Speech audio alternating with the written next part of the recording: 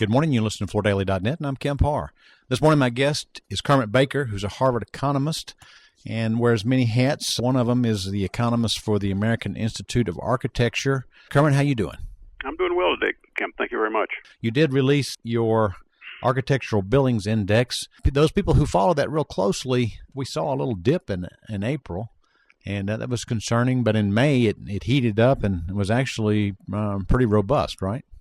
No, absolutely. And on a more timely basis, Kemp, we just released our June number this morning, and that, again, was above 50, 51.6 to be specific. So we now have 10 of the past 11 months have been positive in terms of design activity at architecture firms. So that certainly is looking very encouraging for an eventual stronger upturn in non-residential construction activity. Okay, so the June number was what? 51.6.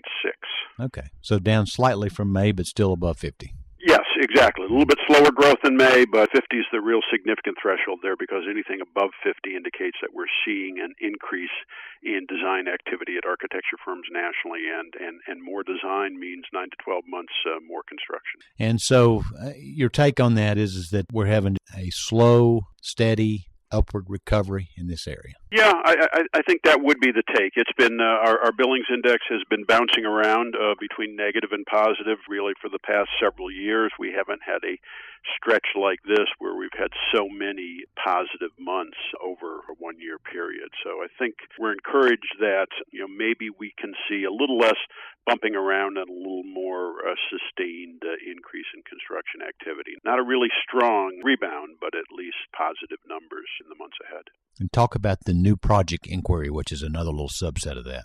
Yeah, we do independently measure the inquiries that are showing up at architecture firms for potential new work. The number for June was 62.6. That's a very strong number and an acceleration over the pace that we saw in May. So it does seem like there's more work percolating out there, that more and more folks are thinking about getting back engaged, developers, corporate accounts, and other folks getting involved in building construction activity and starting to talk to their architecture firm about getting work started on that. In our business, we slice this commercial market in about 5 or 6 vertical sectors. Do you look at those as far as, education, hospitality, government? Well, we certainly do. For this effort, we keep those categories a little broader. So we have commercial industrials, one category, and that's generally sort of private sector activity. That would be offices, hotel, commercial space, manufacturing activities, distribution activities, in contrast to another broad non-residential building category, which we call institutional. Institutional would be education and healthcare, the biggest pieces, but government, corrections, cultural facilities, religious facilities, amusement and recreation facilities, generally things where there's a public or nonprofit owner involved in it. And those two sectors tend to move differently. When we see an upturn, we tend to see it on the private side first, while incomes grow and tax revenue grow, so local towns can rebuild their schools and folks can reinvest in healthcare facilities.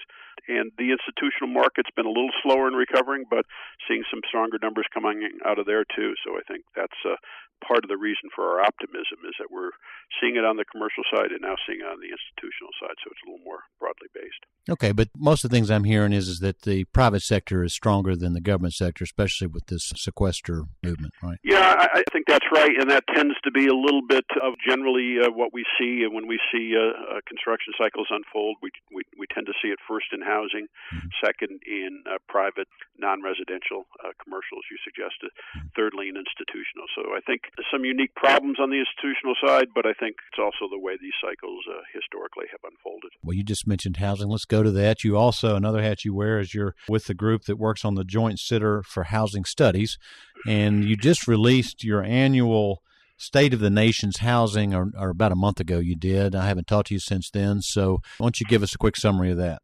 Sure. You're absolutely correct. Every June we put out a report called the State of the Nation's Housing Report, where we look very broadly at what's going on in the housing sector, both from a private business side as well as a more public policy side. And we've seen a good solid recovery finally on the private side. We're seeing housing starts at look like they're going to be about 1 million this year, 1 million starts annually on a national basis.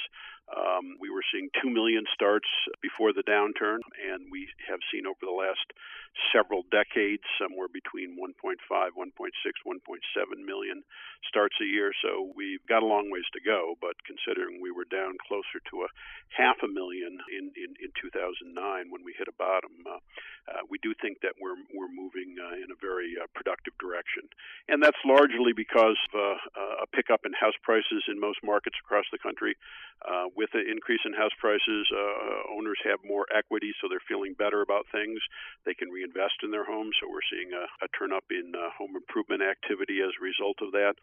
And I think most importantly, it's lifting a lot of these folks that were underwater in their mortgages, that they owed more in their home than it was worth in terms of market value, lifting more of them out of that so they can, in fact, sell their home and move should they desire to do so. They're not locked in their homes as they have been for the last several years. So we're seeing this market unthaw, and we're seeing a good, healthy recovery on the private side. Yeah, you actually gave a number in the report. It was 10.4 million homes that were underwater, which is down considerably from the middle of the recession, right? Yeah, and we were at a peak. We were having about 30% of all owners with mortgages were underwater with their mortgage. You know, the number is still a lot bigger than it should be. It's still about 20%, but every percentage increase we see in house prices, we do see more and more folks lifted up and back above water with their mortgage. So that's a very encouraging sign. Yeah, you know, Bernanke's been talking about this housing market being the engine.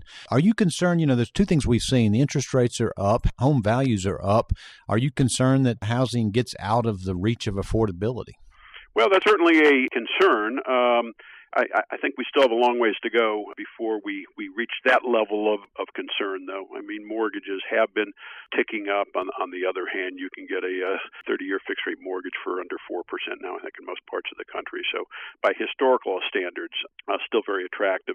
And house prices, as we talked about, certainly that does increase the affordability concern. On the other hand, I think it gives folks comfort that if they do take the plunge and buy a home, that, in fact, it might be worth more next year than it is now, that prices are trending up. And I think that's very important for households to decide to get back in. And that's been a big problem with the housing market. A lot of younger households who weren't around to realize the benefits of house price appreciation over the 60s, 70s, 80s, and 90s see that housing can go both ways, and they've seen it go more down than up. And so I think there's a lot of nervousness there in terms of households getting back in the market. And in fact, a lot of them are currently choosing to rent. That's putting a lot of pressure on rents. And I think the biggest affordability concern now is not home buying, but it's really in rental markets. A lot of renters, seeing these rent prices pick up, are forced to spend 35, 40, 45, 50% of their income on rents, and that's a real problem in some of the hotter markets across the country. Yeah. Okay, great. Well, I appreciate the update. So again, we've been talking to Kermit Baker, who's a Harvard economist, about both the commercial market and the residential market. And you've been listening to Kemp Harr and FloorDaily.net.